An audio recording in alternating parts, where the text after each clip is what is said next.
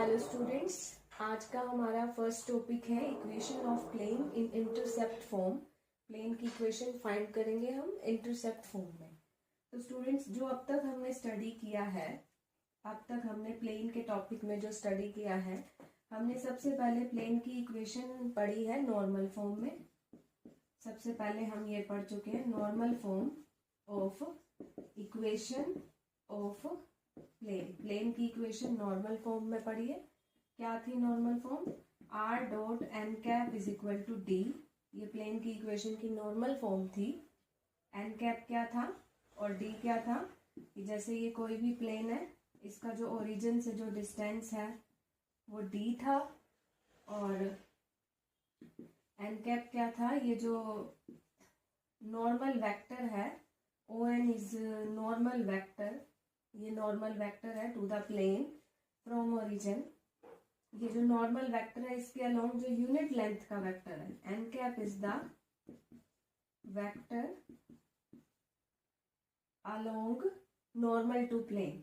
ये जो ओरिजिन से हमने नॉर्मल ड्रॉ किया है, इसके अलोंग यूनिट लेंथ का जो वेक्टर है वो एन कैप है, और जो ये ओरिजिन से प्लेन का डिस्टेंस है वो डी है।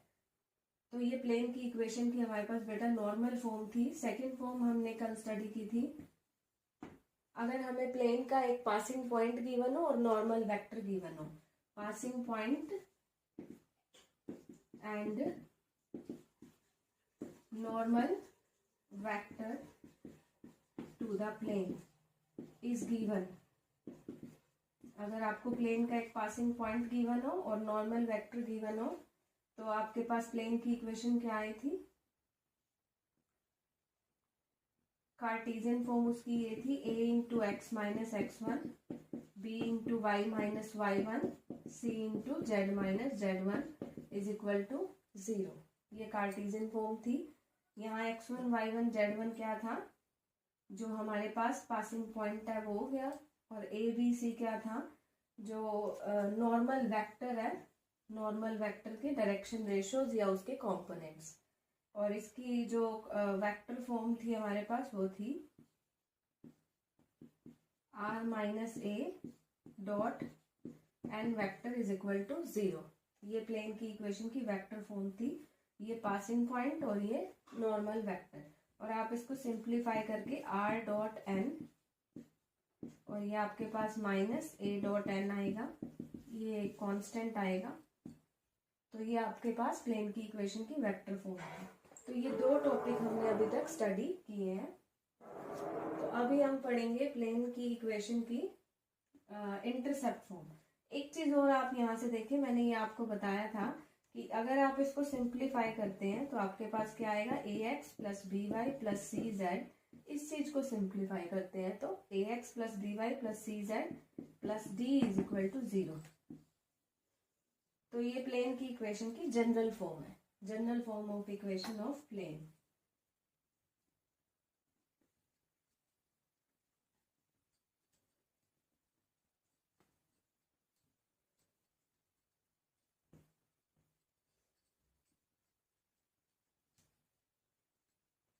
तो बेटा अब हम बात करते हैं इंटरसेप्ट फॉर्म क्या है। देखो, general form of equation of plane क्या है? A X plus B Y plus C Z plus D is equal to 0। ये आपके पास किसी भी प्लेन की इक्वेशन होगी, इक्वेशन ऑफ प्लेन। अब आपको इस प्लेन के इंटरसेप्ट गिवन है। इंटरसेप्ट क्या होते हैं कि प्लेन एक्स एक्सिस को कितने डिस्टेंस पे कट कर रहा है, वाई एक्सिस को कितने डिस्टेंस पे कट कर रहा है, और जेड एक्सिस को। जैसे लाइन के इंटरसेप्ट होते हैं, ऐसे ही प्लेन के तीनों एक्सिस को कितने डिस्टेंस पे कट कर रहा है। तो प्लेन के आपको इंटरसेप्ट गिवन है, ठीक है। तो सपोज करो एक्स एक्सिस को प्लेन ए डिस्टेंस पर कट कर रहा है, तो एक्स एक्सिस के साथ जो पॉइंट ऑफ इंटरसेक्शन हुआ वो a0 हुआ। अगर प्लेन एक्स एक्सिस को ए डिस्टेंस पर कट कर रहा है, यानी कि उसका एक्स इंटरसेप्ट, अगर प्लेन का एक्स इंटरसेप्ट ए है, तो ये प्लेन का पासिंग पॉइंट है। और वाई इंटरसेप्ट अगर बी है, तो प्लेन का पासिंग पॉइंट क्या है? 0 b0, क्योंकि प्लेन वाई एक्सिस को बी पॉइंट पे कट करके जा रहा है, तो ये उसका पासिंग पॉइंट हो गया प्लेन का। ऐसे ही जेड एक्सिस को अगर सी डिस्टेंस पे कट कर रहा है, तो ये प्लेन का पासिंग पॉइंट है हमारा। क्लियर? ये तीनों पॉइंट प्लेन के पासिंग पॉइंट होंगे अगर हमें प्लेन के इंटरसेप्ट गिवन है कि एक्स एक्सिस को कितने डिस्टेंस पे कट कर रहा है। अगर ए डिस्टेंस पे कट कर रहा है तो ये उसका पासिंग पॉइंट है, वाई एक्सिस को और ये जेड एक्सिस को। तो ये 3 पॉइंट प्लेन के पासिंग पॉइंट है, तो ये प्लेन की इक्वेशन को सेटिस्फाइड करेंगे। तो पहला ले लो, एक्स को ए ले लें, वाई और जेड को 0। यहाँ से आपके पास ए की वैल्यू क्या है, -d/a। सिमिलरली ये पॉइंट भी प्लेन का पासिंग पॉइंट है, तो यहाँ से आपके पास b की वैल्यू आएगी -d/b। और सिमिलरली ये पॉइंट भी आपका पासिंग पॉइंट है, तो यहाँ से आपके पास c की वैल्यू आएगी, जो ये c है, -d/c। क्लियर? तो ये a b c की जो वैल्यूज आई हैं ये हम यहाँ प्लेन की इक्वेशन में सब्स्टिट्यूट कर रहे हैं।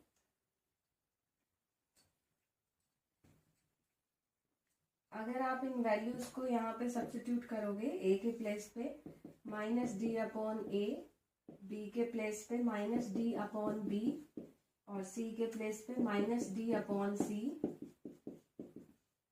अभी आप पूरी इक्वेशन में से d कॉमन ले सकते हो, तो ये इक्वेशन -x/a -y/b -z/c +1 = 0। और you can also right x/a + y/b + z/c = 1। So this is the equation of plane in intercept form। ये आपके पास प्लेन की इक्वेशन है इंटरसेप्ट फॉर्म में। तो ये तो जो स्टार्टिंग में मैंने लिखी है प्लेन की इक्वेशन जनरल फॉर्म है, general form of equation of plane, और ये इंटरसेप्ट फॉर्म है। यहाँ ए बी सी क्या है, मैंने आपको क्या बताया था, ये ए बी सी मैं क्या ले रही हूँ कि प्लेन का एक्स इंटरसेप्ट, वाई इंटरसेप्ट और ये Z intercept. A B C plane के एक्स, वाई और जेड इंटरसेप्ट थे, तभी तो प्लेन का पासिंग पॉइंट मैंने लिया कि एक्स इंटरसेप्ट अगर ए है तो पासिंग पॉइंट a0 0। तो ये प्लेन की इक्वेशन की इंटरसेप्ट फॉर्म है। तो आपको कभी भी दे रखा हो कि एक प्लेन का एक्स इंटरसेप्ट 3 है, वाई इंटरसेप्ट 4 है, जेड इंटरसेप्ट -1 है। मैं ये डिस्कस कर रही थी, अगर आपको प्लेन के X Y Z intercept given है तो what is the equation of plane. तो प्लेन की इक्वेशन होगी x/a, y/b और z/c = 1। तो ये आपके पास प्लेन की इक्वेशन आ गई। क्लियर?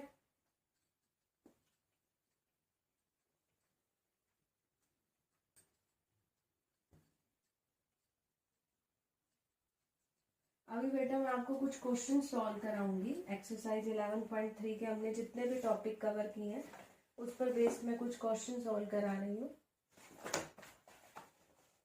सबसे पहले हम क्वेश्चन नंबर 1 लेते हैं। क्वेश्चन नंबर 1, आपको स्टेटमेंट गिवन है, in each of the following cases determine the direction cosines of normal to plane and distance from origin. देखो ये आपके पास एक प्लेन की इक्वेशन है, ax + by + cz = d। आपको इस प्लेन की इक्वेशन से ये बोल रहा है कि जैसे ये प्लेन है, आपको ओरिजिन से डिस्टेंस निकालना है, प्लेन का ओरिजिन से डिस्टेंस निकालो और direction cosines of normal to plane. जो ये नॉर्मल है ये नॉर्मल ही होगी, क्योंकि जैसे ये प्लेन है और ये ओरिजिन है, ये हमने ओरिजिन से परपेंडिकुलर ड्रॉ किया तो ये परपेंडिकुलर डिस्टेंस भी हुआ और ये ओरिजिन से प्लेन पर परपेंडिकुलर, दैट इज नॉर्मल। तो इस नॉर्मल लाइन के डायरेक्शन कोसाइंस भी हमें फाइंड आउट करने हैं।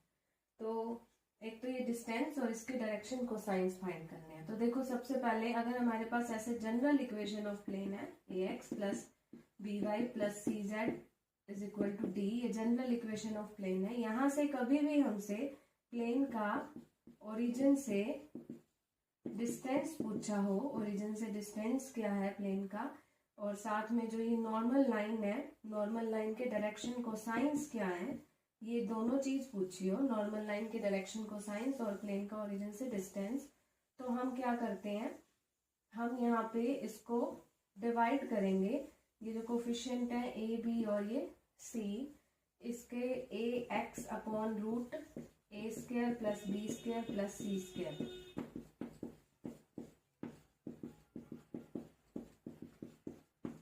पूरी इक्वेशन को आप इस चीज से डिवाइड कर दो। ऐसे ही ये जो इक्वल टू आपके पास d है, d को भी आप डिवाइड करो, d by root A square plus B square plus C square. ठीक है, कभी भी जनरल इक्वेशन से आपको प्लेन का ओरिजिन से डिस्टेंस बताना हो और इस नॉर्मल की डायरेक्शन को साइंस बतानी हो तो आपने पूरी इक्वेशन को root A square plus B square plus C square से डिवाइड करना है। तो यहाँ जो ये वैल्यू आएगी ये तो प्लेन का ओरिजिन से डिस्टेंस हो जाएगा। जो ये वैल्यू आएगी ये क्या होगा, ओरिजिन से डिस्टेंस। और जो ये कंपोनेंट्स आएंगे एक्स वाई और जेड के, ये हमारे डायरेक्शन कोसाइंस हो जाएंगे। क्लियर? तो अभी इसके डायरेक्शन कोसाइंस और ओरिजिन से डिस्टेंस क्या हुआ, आप पहले ये पॉइंट नोट कर लेना जो मैं बता रही हूँ कि जनरल इक्वेशन से कभी भी प्लेन का ओरिजिन से डिस्टेंस बताना हो तो हम यहाँ क्या करेंगे, dividing this equation by A B और सी, यहाँ 1 है, A square plus B square plus C square, तो ये √3 हुआ, जेड बाय √3। तो यहाँ आपके पास जो ऐसा काम करने से क्या होता है, ये जो जनरल इक्वेशन है, प्लेन की जनरल इक्वेशन है, ये नॉर्मल फॉर्म में कन्वर्ट हो जाती है, normal form of equation of plane. ठीक है, तो इस तरह से भी हो सकता है कि जनरल फॉर्म को नॉर्मल फॉर्म में कन्वर्ट करो, तो भी हमें यही करना होता है। ठीक है, तो यहाँ से हमारे पास x by √3, y by √3, z by √3। तो यहाँ से हमारे पास प्लेन का ओरिजिन से डिस्टेंस क्या हुआ, 1 बाय √3, और direction cosines of normal, normal के डायरेक्शन को साइंस क्या हुआ है, 1 बाय √3, 1 बाय √3 और 1 बाय √3। तो बेटा ये क्वेश्चन दो तरीके से आ सकता है, जनरल फॉर्म को नॉर्मल फॉर्म में कन्वर्ट करो तो भी हमें यही काम करना है, या फिर यहाँ से प्लेन का ओरिजिन से डिस्टेंस बताओ और डायरेक्शन कोसाइंस ऑफ नॉर्मल बताओ, तो सेम वर्क है। तो ये था बेटा आपका क्वेश्चन नंबर 1।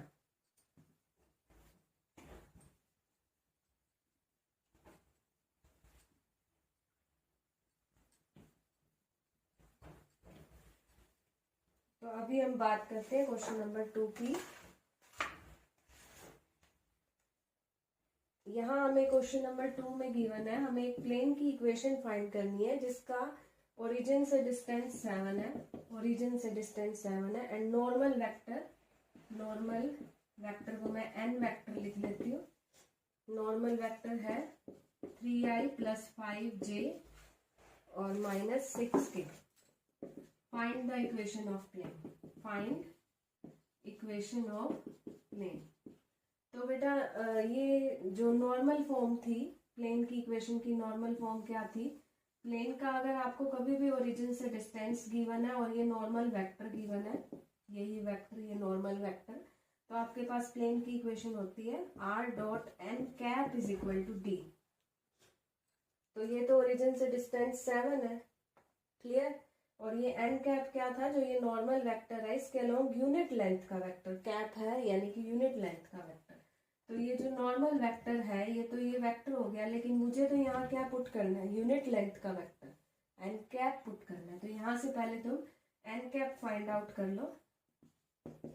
जो ये नॉर्मल वेक्टर है इसका यूनिट वेक्टर बना लो बस। यूनिट वेक्टर कैसे बनता है, इसको इसके मैग्नीट्यूड से डिवाइड करके, जितनी भी लेंथ है इसको इसकी लेंथ से डिवाइड कर दोगे तो वो 1 लेंथ का ही वेक्टर बचेगा। तो ये आपके पास n कैप है, इसको सिंप्लीफाई करना है तो n कैप हम यहाँ पुट कर देंगे, r.n कैप जो ये हमारे पास वेक्टर है is equal to d, distance कितना है 7। तो ये आपके पास प्लेन की इक्वेशन आ गई। ओरिजिन से डिस्टेंस जब भी गिवन है और प्लेन की इक्वेशन निकालनी है तो आपने डिस्टेंस यहाँ पुट करना है और यहाँ नॉर्मल वेक्टर के अलोंग यूनिट वेक्टर पुट करना होगा। तो ये क्वेश्चन नंबर 2 था हमारा।